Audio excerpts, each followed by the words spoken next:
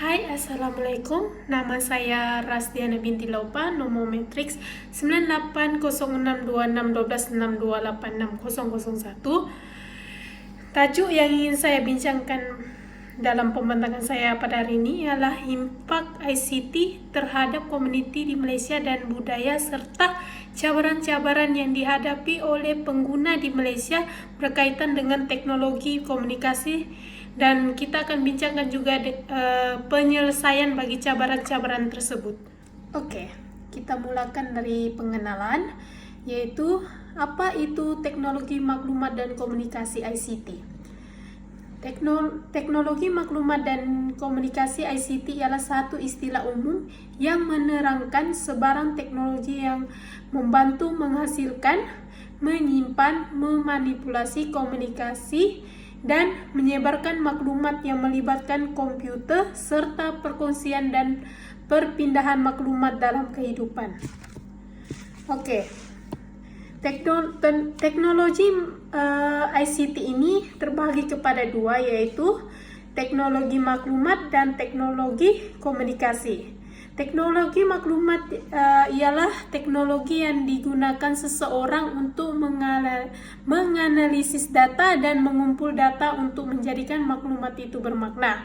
Manakala teknologi komunikasi pula ialah teknologi yang membolehkan seseorang individu itu atau sekelompok individu bertukar maklumat dan data dalam masa dan lokasi yang tidak terbatas. Oke, kita pergi ke poin kedua, yaitu impak teknologi maklumat dan komunikasi ICT terhadap komuniti di Malaysia dan budaya. Impak ini terdiri kepada dua, yaitu positif dan negatif. Dari segi impak positif ialah masyarakat khasnya pelajar boleh mendapatkan maklumat secara mudah dan terperinci.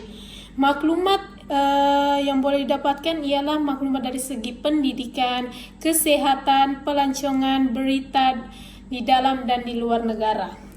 Oke, sebagai contohnya, pelajar dapat cari maklumat seperti sejarah peperangan dunia kedua. Dengan adanya maklumat itu, mereka tidak perlu menghadiri perpustakaan untuk mencari maklumat di perpustakaan tersebut.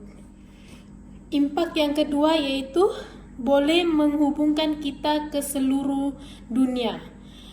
Hal ini demikian kerana kita boleh dengan adanya ICT, kemudahan ICT, kita boleh bertukar maklumat dengan individu lain tanpa batas masa dan tempat.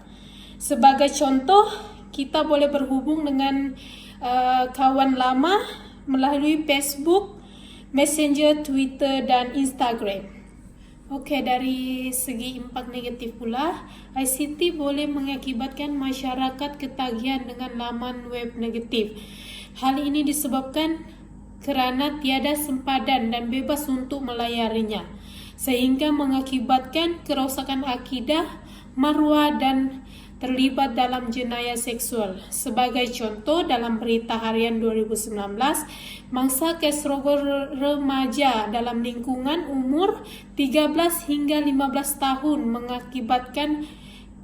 hal ini diakibatkan oleh pengaruh laman sosial.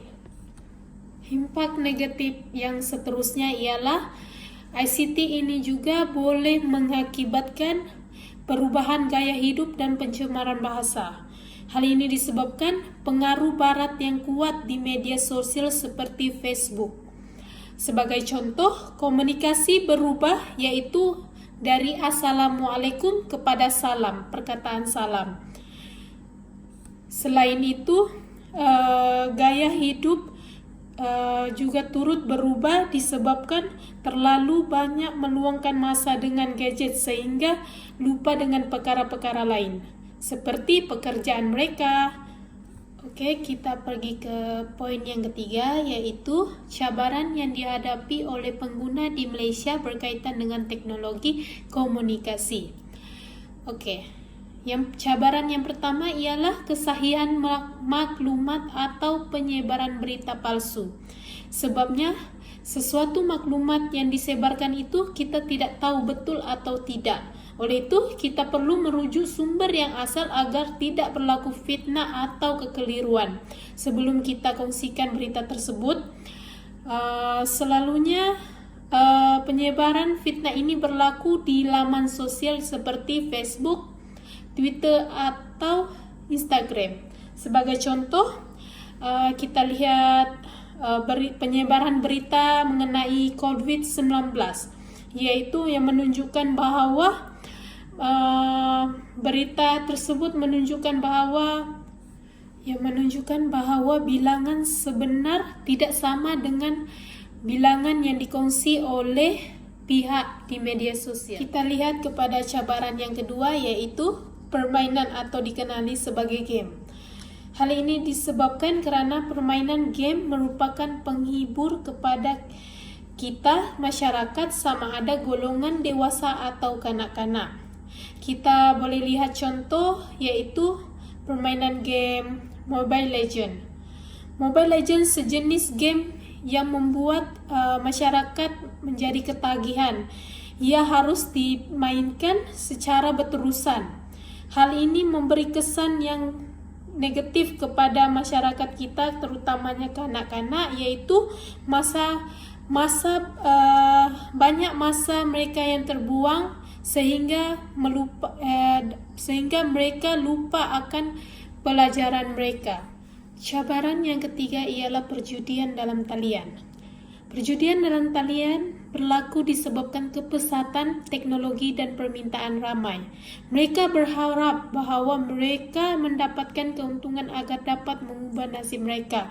Namun sebaliknya, mereka terpaksa menjual aset-aset mereka dan mereka dibuang kerja disebabkan kekalahan yang mereka perolehi dari tipu daya perjudian dalam talian tersebut. Cabaran yang keempat ialah penyebaran bahan pornografi. Penyebaran bahan pornografi ini berlaku akibat tiada batas penyebaran dari negara barat maupun dalam negara. Kesannya menjadikan perangsang nafsu seks khasnya kepada remaja. Hal ini boleh mengakibatkan kes jenayah seksual. Pornografi ini berbentuk seperti VCD, film, majalah, internet, atau baca-bacaan porno. Seterusnya ialah penyelesaian daripada cabaran yang dihadapi oleh pengguna di Malaysia berkaitan teknologi komunikasi. Okey, yang pertama, masyarakat hendaklah kongsikan berita dari sumber yang boleh dipercayai dan pihak berkuasa juga perlu mengambil tindakan undang-undang sewajarnya. Masyarakat hanya perlu pastikan berita yang sah yang dikongsi untuk mengelakkan dari fitnah yang lebih meluas. Masyarakat juga perlu melaporkan kepada pihak polis agar tindakan undang-undang sewajarnya boleh diambil. Sebagai contoh dalam berita harian, yaitu pihak polis memburu individu yang menyebar fitnah mengenai Perintah Perkurung Malaysia dalam kes COVID-19. Penyelesaian cabaran yang kedua ialah meluangkan masa dengan perkara yang positif dapat kurangkan ketagihan bermain games. Okey, hal ini disebabkan kerana kesibukan dengan perkara yang positif dapat kurangkan ketagihan bermain game. Sebagai contoh, dengan meluangkan masa bersama keluarga, bersenam dan melakukan kerja-kerja sambilan. Hal ini boleh dilakukan setiap hujung minggu dan perkara ini boleh dijadikan sebagai hobi. Kesannya, kanak-kanak menjadi cergas dari segi minda dan fizikal. Bagi golongan dewasa pula, mereka dapat menjana pendapatan dengan kerja sambilan yang mereka lakukan. Penyelesaian kepada cabaran yang ketiga ialah menguatkuasakan undang-undang dengan lebih terperinci. Dapat menghapuskan kegiatan perjudian online. Hal ini demikian kerana undang-undang yang ketat mampu menakutkan mereka. Sebagai contoh, memberi denda konpaun, dan penjara. Dalam berita harian UMNO 2018, Mahkamah Magistrate Bahau menjatuhkan hukuman 20.000 dan penjara sebulan terhadap individu lelaki yang terlibat dalam perjudian online. Penyelesaian kepada cabaran yang keempat ialah pihak ibu bapa perlu mendidik dan memantau anak mereka untuk membanteras ketagihan melayari laman web pornografi. Hal ini disebabkan karena dengan didikan agama yang kuat mampu memberi mereka kesedaran dan tidak mengulangi lagi perbuatan mereka. Hal ini juga perlu dilakukan oleh ibu bapa, yaitu dengan memantau setiap gerak-gerik anak mereka pada setiap masa untuk mengelak mereka melakukan perkara-perkara yang tidak diingini. Kesimpulannya ialah secara keseluruhan teknologi ICT ini sangat penting dalam kehidupan sehari-hari kita, khasnya kanak-kanak dan dewasa. Teknologi ini mampu memberi masyarakat kelebihan, namun masyarakat perlu berhati-hati dalam menggunakannya karena teknologi ini jika disalahgunakan boleh membawa impak negatif kepada kita. Oleh itu, gunakan ia dengan sebaik-baiknya untuk meningkatkan taraf kehidupan kita. Sampai itu sahaja pembentakan saya. Sekian, terima kasih.